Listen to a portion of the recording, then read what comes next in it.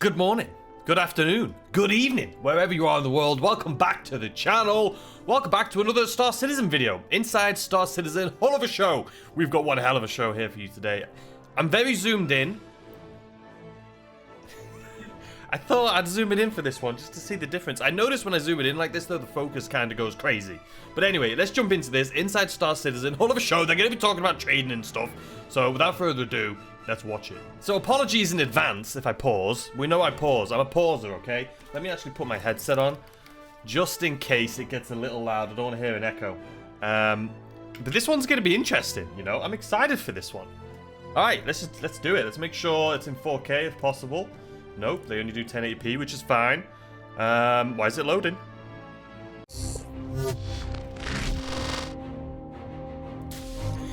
First and foremost, this is the best view of this ship I've ever seen. Is it going to release in this color? I mean, this is a nice color. I love that, like, brushed steel. This makes me want to buy this ship now. Anyway, sorry, I'm pausing already. We're 4 seconds into the video. With the game as it is right now, loading cargo is a very simplistic mechanic. You go to a terminal, you click buy, bam, it pops up on your ship. But that is changing in the near future, where it is going to become an actual physical loading process. So having externally mounted... Okay, I'm going to pause here because this is this is a beautiful shot. I'm very curious. I'm so excited for this video, guys. I want to see, how are we going to load these ships? I know it's very simplistic now. How are we going to load these ships? These ships with the containers on the outside, I kind of understand-ish. But how are you going to load like a caterpillar? God, that thing looks good. Cargo, but the whole series will be a big benefit for players. Hold on. Externally mounted cargo, but the whole series... physical loading process. So having externally mounted cargo with the whole series will be a big benefit for players. So you're telling me my caterpillar is gonna make it way more difficult for me to trade these days, or my C2 in fact. You're saying if I want to be the professional trader that I am, I'm gonna have to get a whole series ship, which I don't own any of them. I've been waiting for cargo refactor and stuff. I don't own any of them. Maybe I'll have to trade in the Caterpillar. Psych! Never. The MISC hull series is a lineup of ships purely designed to carry cargo from point A to B. Yes. And the lineup consists of 5 ships, They're all the beautiful. Hull A being the smallest and the Hull E being the largest. They're all I want all of them. As you progress up the sizes, you move into larger quantities, going longer distances. Oh my and then God. you use the smaller ships in the series to do the short range of long distance cargo hauling. Okay, so around Stanford. The Hull A is the entry into both the whole series and the sort of dedicated cargo hauling profession. It is designed for getting cargo on and off the ship as quick as possible, but so all the cargo is external. It is the best size to amount of cargo ship in the game for new players wanting to get into it. Okay. And it is really a one-person, you and your cargo ship. It looks good, huh? No, I like the idea of this. I'm excited. It has flexibility that some of the larger hull series ships don't have, such as the fact it can be fully loaded and land planet side, or in hangars or in pads with all that cargo. What's the cargo on this one? We've got everything on board for you to live out in the verse and deliver your cargo. You have a very traditional MISC cockpit layout. Yeah. You have a big dashboard surrounding you with all your buttons, switches and controls. I like it. Not quite as restrictive view as the Freelancer, but it is very much styled in the same influence as a lot of the MISC ships. Moving back, you then have the hybrid component airlock room, where the bulk of the components are, as well as the entry into the ship, which is a side ladder. When that door opens for access from the ground in both EVA, that room is sealed so it doesn't vent anyone in the bridge or anyone in the living quarters, which is the room immediately behind that. I feel like the side there ladders you have are your always bed, bugged. you have your basic food making facilities. And then at the very rear of the ship, you have a small bathroom area which has the classic toilet shower combo. And of course. The Hull A is releasing before the cargo refactor comes out, so it's still going to function as a cargo ship, but a lot of its benefits will be unlocked over time as the cargo refactor comes in and is iterated upon. And it will just get a much stronger and stronger choice of cargo Does anyone ship. know when the cargo refactor's coming? People have been wanting the whole series that? in game for a long time, and with the release of... But pause, people have been wanting the whole series in game for a long time, but they want it in game with cargo refactor. Right? So, I mean, yes, people want the ship, but they want the ship to be able to use it as intended. I'm not listen, I'd be happy with the little Hull A series ship, okay? It's a little trade ship, it'll do its thing, but I really hope they... When is cargo refactor, man? You know what I mean? It's like, yes, I want these ships, but I don't want to keep buying these ships that I can't use. Because they have just abandoned cargo. Like, the whole idea of it right now is kind of crap. It's fun to do if you enjoy doing it just for the idea of doing it. You know what I mean? It's like if you enjoy simulator games, like a train simulator or, you know, a trucking simulator or something. You enjoy trading just for the idea of trading, not necessarily, you know, making money from it or it being too profitable or, you know, time, energy versus payout. So it's fun for that. But if you're, you know, wanting to make money, yes, you can make money, but it's a little bit not great at the moment. But I know they're not working on cargo, and they're not going to fix it until cargo refactor comes out. So I can't wait for that. The A, that's a reality now. It's been great to get this out there, and it's helped us prove out some of the issues that have prevented the Hull C from coming out. Looking forward to seeing everyone playing with the Hull A and getting ready for the Hull C. Cargo refactor. Please and thank you. The Hull A is making its small but impactful debut in the upcoming Alpha 317. And will continue to grow into its intended role in the persisting universe as the cargo refactor comes online and continues to iterate in subsequent patches. And up next, it's time for a special locations-based sprint report, so let's get to it. Let's start things off this week with a look at current progress on cloudscaping for Planet Hurston. Listen, I'm going to be honest with you. These are the little details that we all know and love. This is what makes the game beautiful.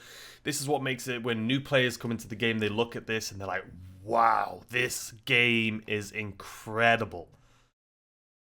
But with that being said, you know, people that have been playing the game for a while, you know, I want, you know, I want cargo refactor. I'm just being selfish, but I could care less about clouds at the moment. You know, that's not going to make me want to play the game more. But it's going to make the game look more beautiful. But I know it's different teams. So it's not like in the past I've said, why can't they focus that energy on the cargo refactor and put this on the side burner? I know it's different teams. And I'm learning this by my deep dive series that I have. But, you know, still, I find myself not getting as excited for this as I should because of the things that I'm waiting for.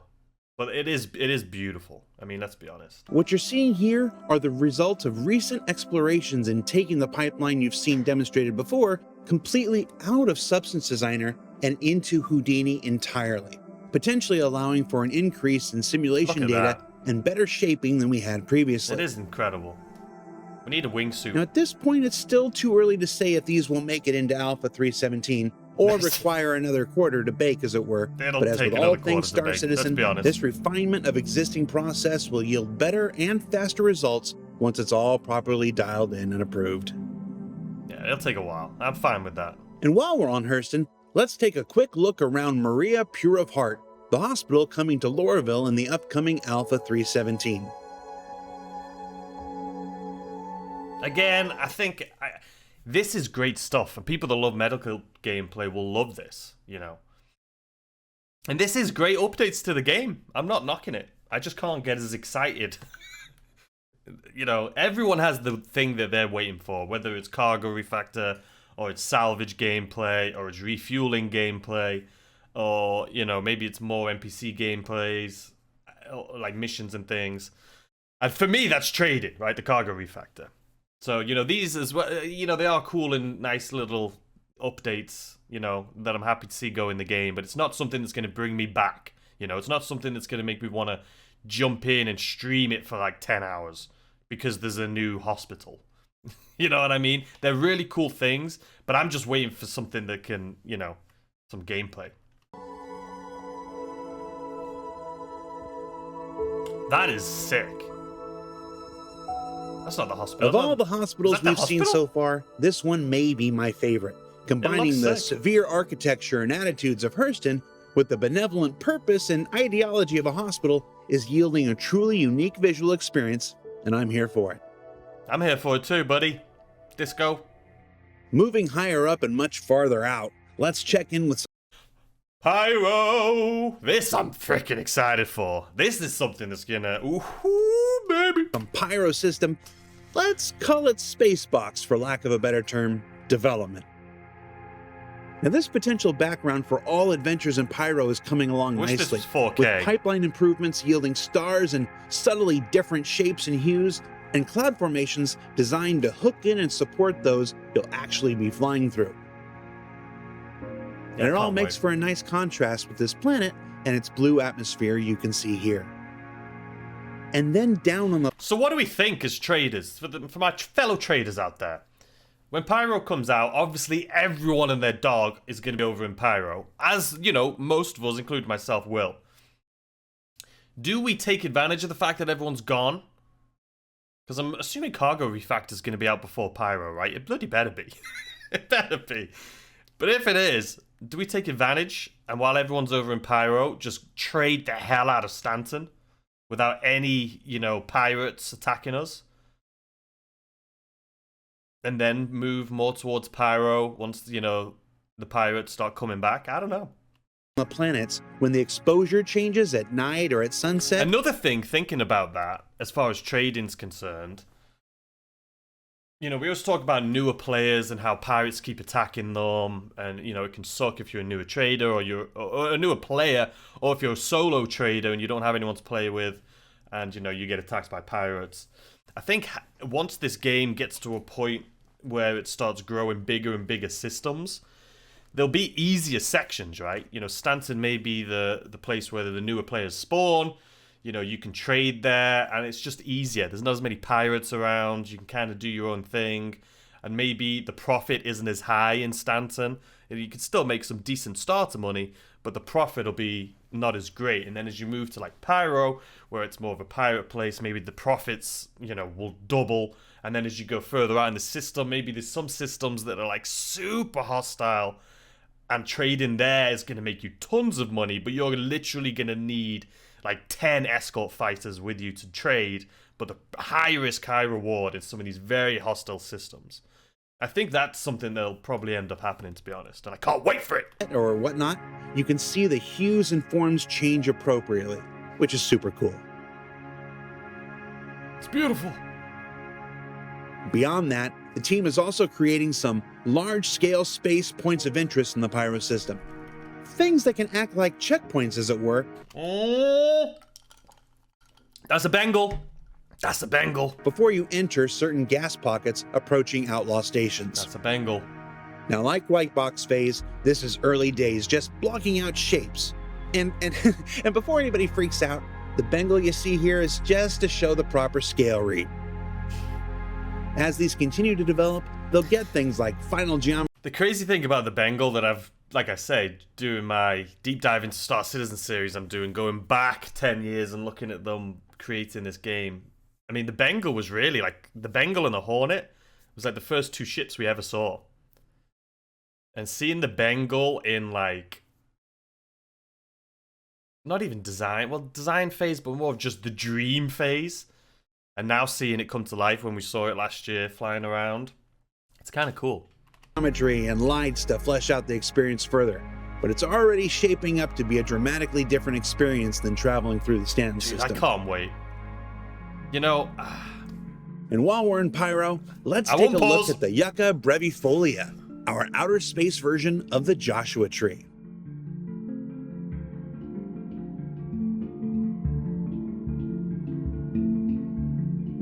Now you might be saying to yourself, it's just a tree. Well, yeah, but I thought it looked really cool, so you have to look at it for a bit. It's my show, and I really like the dry bark on the trunk there. Yeah. And back up in space, the props team is continuing their work building a whole new array of run-down, beat-up, customized, and unique items for the Pyro system. Please. Oh, I want something with just this atmosphere. This is why I loved Levski. The atmosphere in the Grand Barter, it was just... Oh, I loved making videos down there. I loved doing intros and outros down there. I just loved walking around down there. It was the one place that I like to go to just to, like...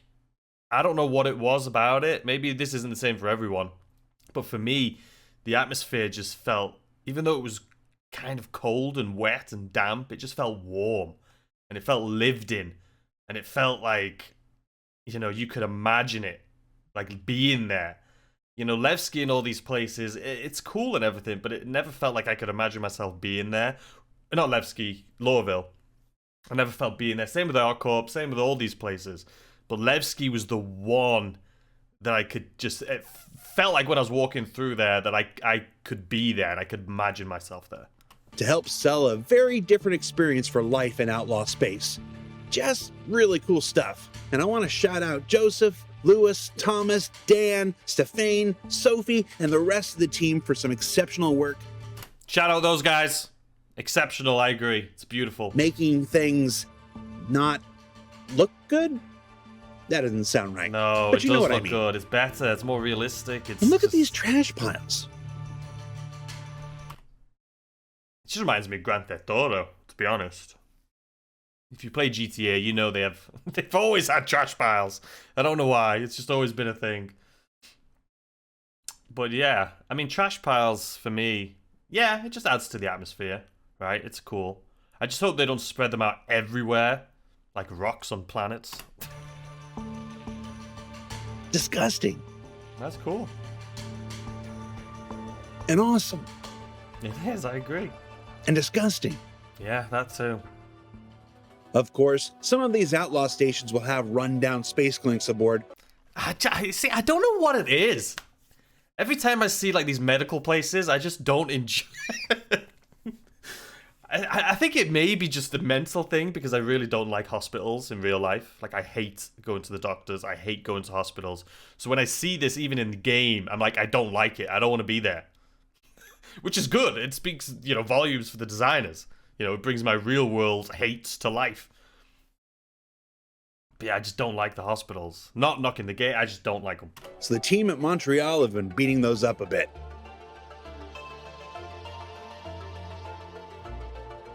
And I'm going to take this opportunity to remind some folks that not all Outlaws are filthy, disgusting. You know what'd be cool with the medical gameplay? I don't know if it's the death of the spaceman thing or what, but like, there can't be a persistent death. They just can't. If you put hundreds, if not thousands of dollars into this game and you die, you can't just die, right? But I think there should be some sort of punishment. Kind of like prison. If you do something bad, you go to prison and you're in there for a few hours. It would just give you more of a sense of urgency. Like, if we were out, MLTC, our org was out and about, up to no good, causing trouble in the neighborhood. And if we got into one little fight...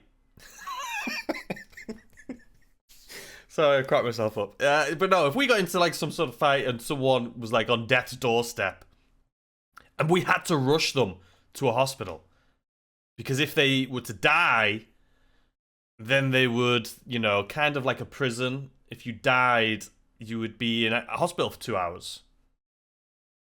So it would give you more of a sense of urgency. Like, we need to get, you know, this person to the hospital so that, you know, they can get their jabs or whatever it is and get out. There needs to be, because to me right now, the medical gameplay, and I know it's still in the works, but it's just, it doesn't interest me. It doesn't, I don't know.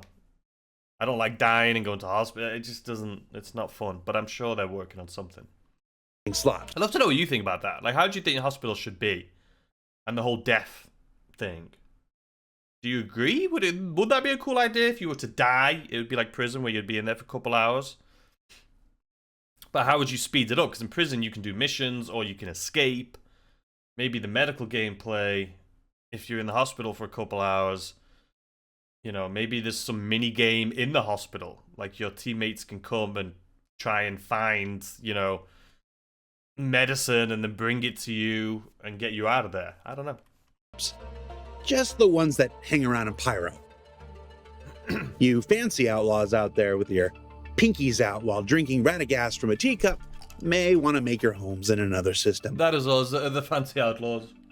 Finally, let's take another look at the continuing development of colonialism outposts, including these new liquid storage tanks, Yeah, they look cool. some new light fixtures, I want to be able to use storage tanks, right? When you think of the future of Star Citizen, you know, I think of it when I think of trading. Obviously, when we get the Pioneer, you can build your own outposts on moons and planets, buy your own land. And I was thinking with trading, not only can you build your own outposts, but maybe you can build your own, like, warehouse. So when you're out trading, you can go and buy, like, say, diamonds for cheap. Say they're cheap right now. You can look on the market, diamonds are cheap, go buy them, take them to your org, MLTC warehouse, and store them there. And that warehouse, you know, you can probably buy turrets in the game at that point to protect your thing, and you'll have people staffed there 24/7 to make sure no one comes in to try to steal any cargo. But you can store the cargo there, and that way, when the price of diamond goes up, which it should, the markets, right, if they're trying to make trading more immersive, then you can unload all that diamond again and go and sell it, right? But I think having these, like whatever they were, water, oil, cylinders, whatever it is, you know, that could be something cool. Maybe you could trade liquids, and you could land at your place, and it fills up these silos. Instead of a warehouse with crates, maybe you could have silos, and you could fill those up with liquid for trading, and then you can obviously unload them. I think that would be something cool. Love to know your thoughts and opinions on that down below. This is one of my favorite Inside Star Citizens I've seen in a while. I'm just going to say it. This is sick. wells,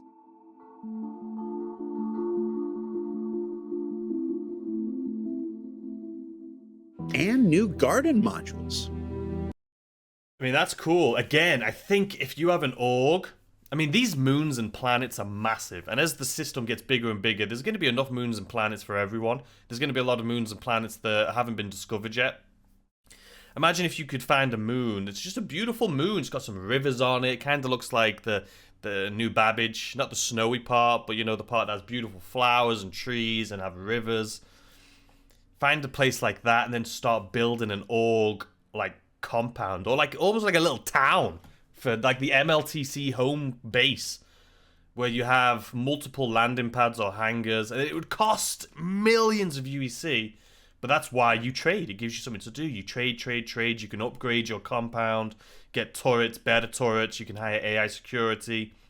You know, you can build hangars. You can build storage, like warehouses, like I say. You can build silos. You can build gardens. You can have multiple, like, individual, just little homes that you can build. Obviously, to do all this, you need the Pioneer.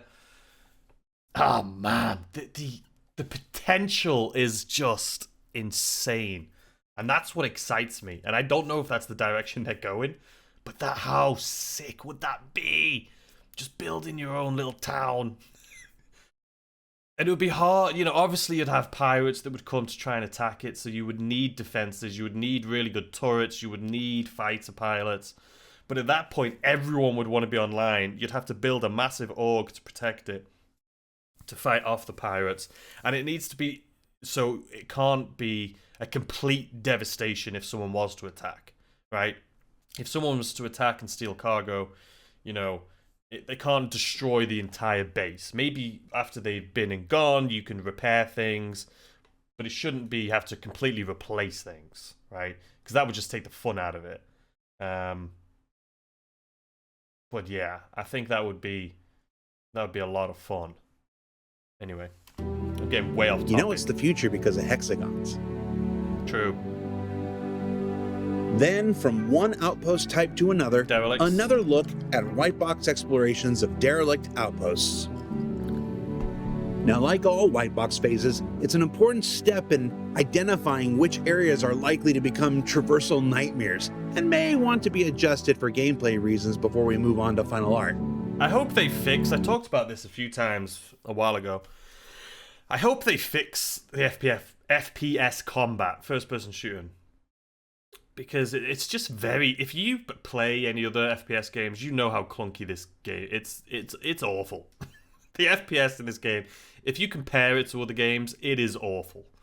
It's just not immersive. It doesn't feel like you can get better at it. It doesn't feel like, okay, the more you practice, the more strategies you can learn, and you can get better and better. Like a lot of FPS games, it feels just very clunky and arcadey, and just, it just doesn't feel good.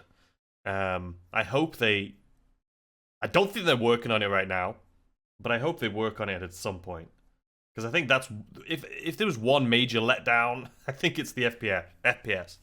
But overall, these derelict outposts are another opportunity for stories and missions to be told across Pyro's planets and moons. So what did we learn this week? Well, we learned that the Hull A is ready to make its mark on the persistent universe, that the cloud tech pipeline continues to be refined and updated as we saw in Hurston, and that Pyro continues to shape up to be an experience unlike any currently available in the Stanton system. Now don't forget that Stella Fortuna is just around the corner. Keep an eye out on the robertspaceindustries.com website for details. For Inside Star Citizen, I'm Jared Huckabee. We'll see you all next week. Guys, I'm going to be completely honest with you. That was probably one of my favorite Inside Star Citizens that I've seen in quite some time. It was fun. It just made, it created like ideas of, you know, the progress and where this game's going to be eventually, and I'm excited. I really am. I really am excited for this game. Although the progress is it slow? Yes, obviously. But, you know, seeing how detailed the progress is, you know, it's understandable. But, you know, the things that I'm looking forward to, obviously, cargo refactor. That's something that I can't wait for. Pyro, obviously. I mean, those two things, I would be happy. If we can have, if I can, all I want to do is start trading again, guys. I promise you. This video got me excited to start playing this game again. But all I want to do is just jump in and stream again for like 8 hours a day. Just trading and having fun and, you know, oh man. I just can't wait. I can't wait. Let me know what you guys thought of it in the comment section down below. I forget, it was so zoomed in today. If you enjoyed it, hit the like button. Subscribe if you're new, turn on the little ding-dong notification. There's a join button over here somewhere if you want to help support the channel even further. Thank you to all the members. I appreciate your faces. And I'll see you guys tomorrow, I think, with another video. I don't know what it's going to be. Oh, man. It does excite me, though. I can't wait for 317. I want to start jumping back in. I want to start doing some org events again. And getting all that set up. So, yeah, I'm excited. Anyway, I'll see you guys soon. Peace.